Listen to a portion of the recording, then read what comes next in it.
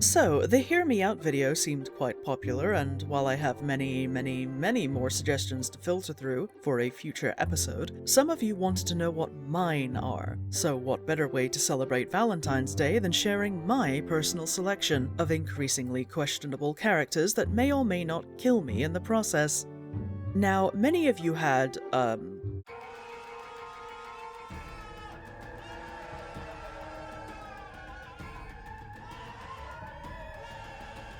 feedback on the tier system, and by that I mean there was a lot of back and forth in the comments about what counted as a Hear Me Out, if the list was too tame, if the list was too wild, when, as should have been obvious, this is all subjective and based on our individual tastes.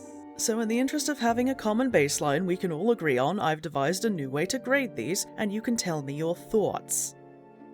How hard would it be to justify this to your generic sweet old grandma? You may be saying, "But Morgan, my Meemaw was a wildcat in her youth and can scandalize the tits off a sailor." Which is exactly why I didn't just say grandma, I said generic sweet old grandma, as in your typical stock depiction of a wee old lady who is all prim and proper, sneaks sweets to the children when they visit, and doesn't casually drop deep horrifying lore about the time she definitely murdered someone. So here she is, sweet old Meemaw. She is the metric through which the characters will be graded on a dual spectrum of looks and behavior. Let's get into it, shall we? If you enjoy this video, don't forget to like, subscribe, and drop a comment. Whether that's to share more of your Hear Me Outs or to roast mine is up to you. Lady Dimitrescu, Resident Evil Village. To the surprise of exactly no one who pays attention to any of my videos, yes, I was one of the many people thirsting after Miss Ma'am Mother herself, and I know most of you are yelling, "That's not a Hear Me Out!" But remember what I said. The metric is, how hard would it be to convince our generic sweet old Gmaw that this is fine? Now in Alcina's case, I think aside from her height and ability to grow some terrifyingly sharp claws, her sense of style and mannerisms would win Gran over. She's a fashionable high society lady who smokes with a cigarette holder and wears a fabulous hat, pearls, gloves, the works. A fancy lady in a fancy castle who makes her own exclusive wine. Let's just never talk about where the wine comes from, and I think we're Gucci. Maleficent, the 1959 Sleeping Beauty original. I deeply love Angelina Jolie's rendition of the character, and I do believe that that movie is the only live-action Disney film that's actually been any good. However, looking back on my childhood, I can pinpoint Sleeping Beauty as the beginning of my crippling addiction to scary goth women. Now, Maleficent is on the same level as Lady D in that she's a stylish regal fae woman with her own castle. And while she did curse a baby because the parents pissed her off, consider this. A royal christening is a public event meant for the entire kingdom to celebrate. It's just expected that everyone participate, even if they didn't necessarily like each other or certain attendees. To openly disrespect someone of Maleficent's power and repute by not only not inviting her, but doubling down on the Light Fae telling her that she isn't wanted, is the single dumbest thing the king could have done, politically speaking.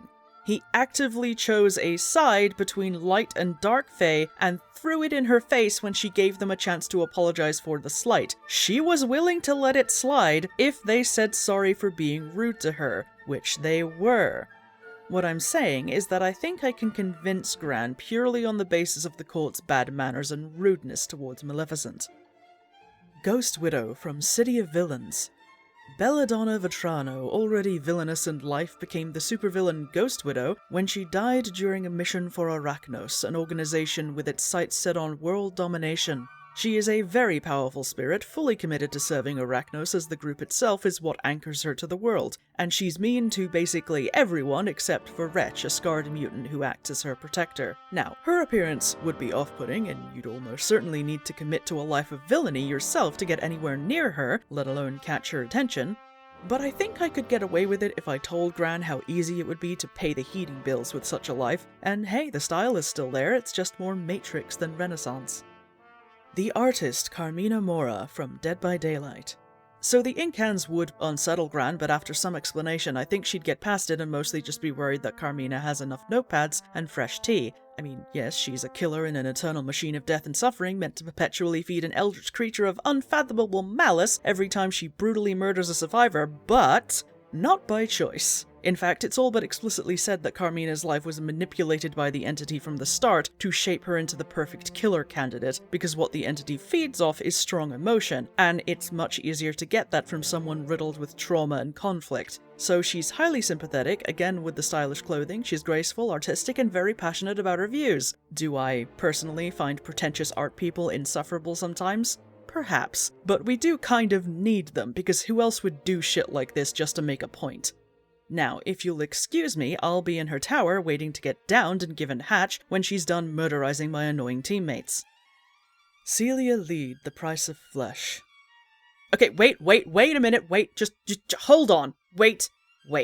I know what you're going to say. Khan, that's literally just a human woman. How is she a hear me out? But how exactly do you propose that we explain to Gran that Celia bought us off a dark web kidnapping auction and used us as her personal outlet for all the frustrations in her life, both professional and sexual, up to and including tying us up, cutting us with a knife, and then riding our face to completion immediately afterwards? Celia has absolutely zero hesitation killing, maiming, or mutilating someone as a punishment because she found us somewhere we weren't supposed to be, or because she finally broke our sanity and instead of putting us out of our misery, she opted to cut our ankles, took out our tongue, and kept us in a little dog cage completely dependent on her for everything.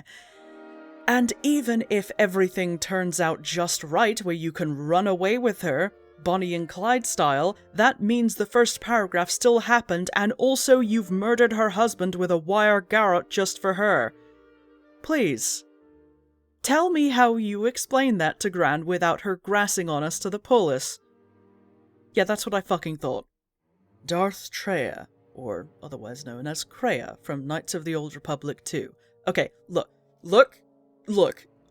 I just think that an extremely jaded former Darth taking such a liking to you that she hinges her plans on you, constantly pushing and criticizing and trying to shape you to become something that she couldn't, just to cap it all off with a declaration of love so severe that she would have sacrificed the galaxy to preserve you, is some very fertile ground for fanfic.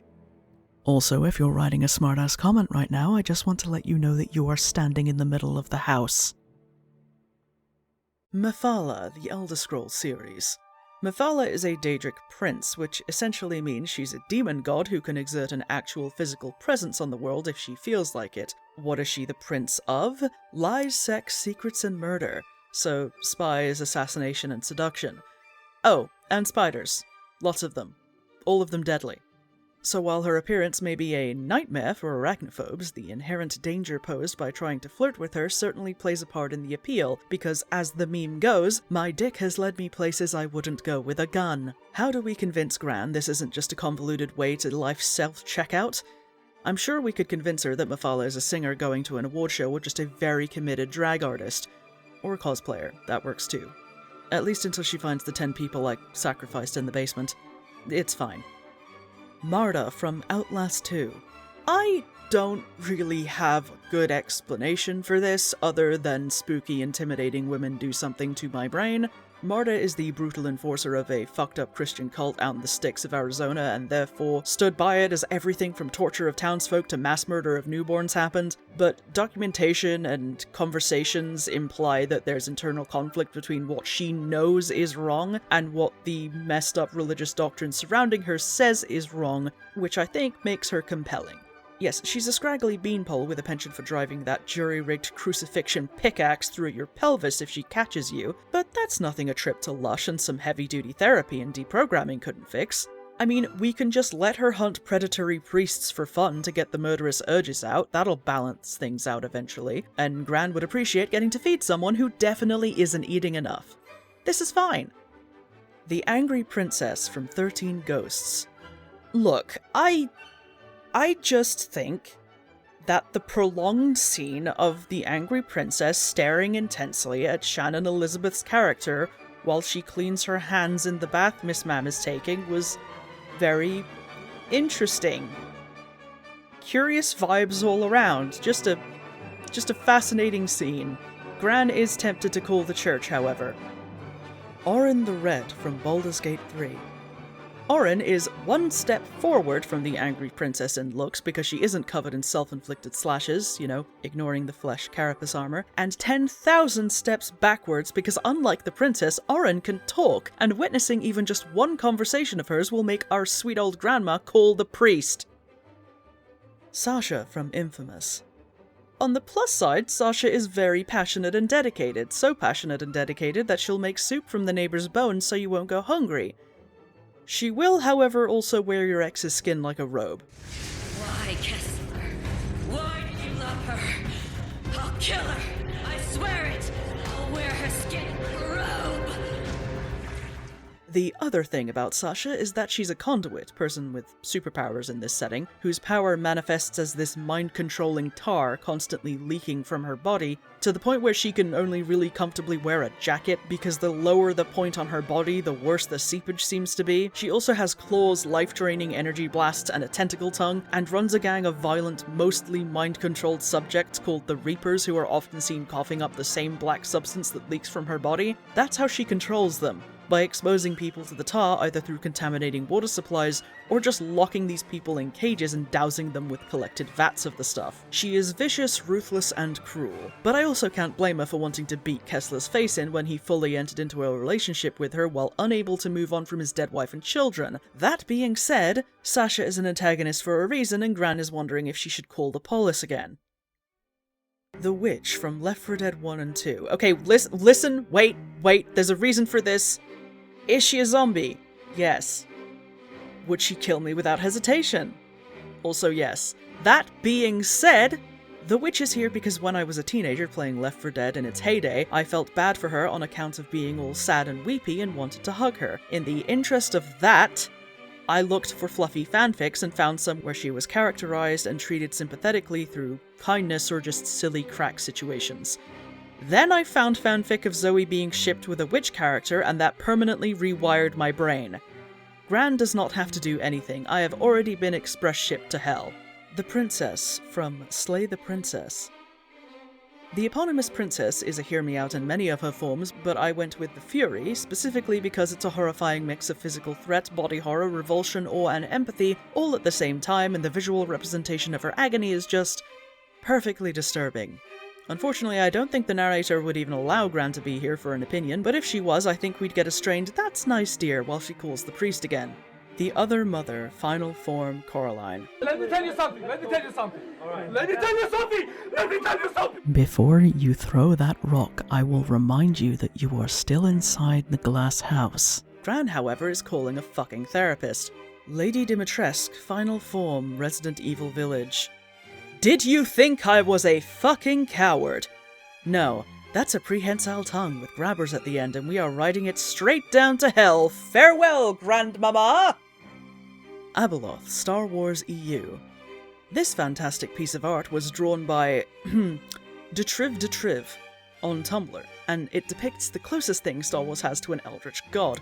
While official art of her is hard to find, they can range from cute little squid guy to this somewhat goofy octopus lady, neither of which quite captures her description in the same way that this does. And I fucking love it.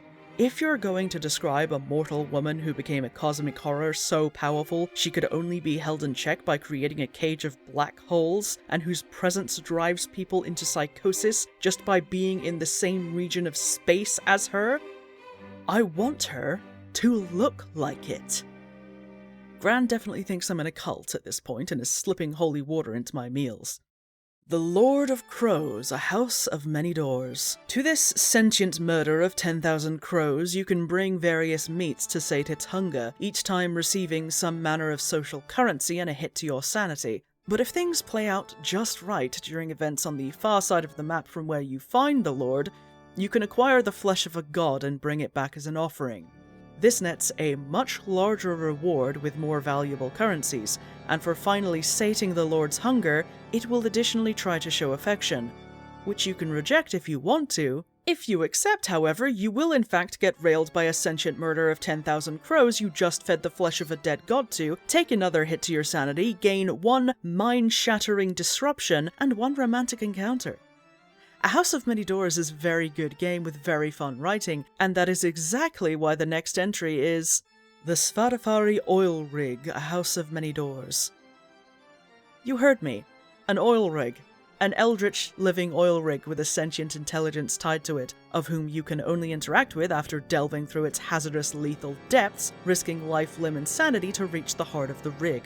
See, this rig is relied upon by the town of Panachak for cheap and plentiful oil, which is used to fuel the various mechanical means of transport used within the house, including our own scuttling centipede train. But the oil is coming from a different world, and the process of extracting it is slowly killing that world. At this point, the choices are to exorcise the entity, dooming its home but ensuring Panachak's prosperity, or helping the entity and shutting down the rig permanently. And just like the Lord of Crows, if you help it, the Svadavari will be open to seduction, leading to your character getting absolutely fucked silly by oil before the creature eventually recedes for good, leaving them a satisfied puddle of ruined clothes and oil stains. Again, why wouldn't you take the chance to say you fucked an oil rig? What a conversation starter! Of course, by now I've locked Gran in the basement to stop her from calling the SCP about me, but hey, sacrifices must be made.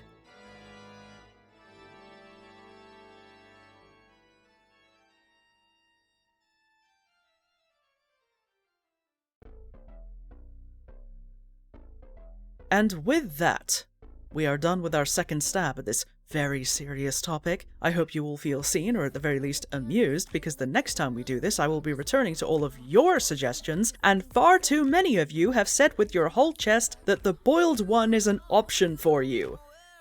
We don't judge. We listen and we don't judge. But Gran will absolutely be judging. Thank you for watching, and if you enjoyed this video, don't forget to like, subscribe, and drop a comment down below for the algorithm gods. Special shout out to my supporters over on Patreon, who are all very handsome people. If you'd also like to be called a very handsome people, check out the link in the description where you can support me from just £1 a month. All tiers get their name in the credits, while members of the Nerd tier will occasionally get behind-the-scenes previews and video teasers. If you enjoy live streaming, I can be found over on Twitch, where I stream every Wednesday at 8 PM British time. For now, don't forget to drink your water, take your medication, be kind to yourselves, and I will see you all next time.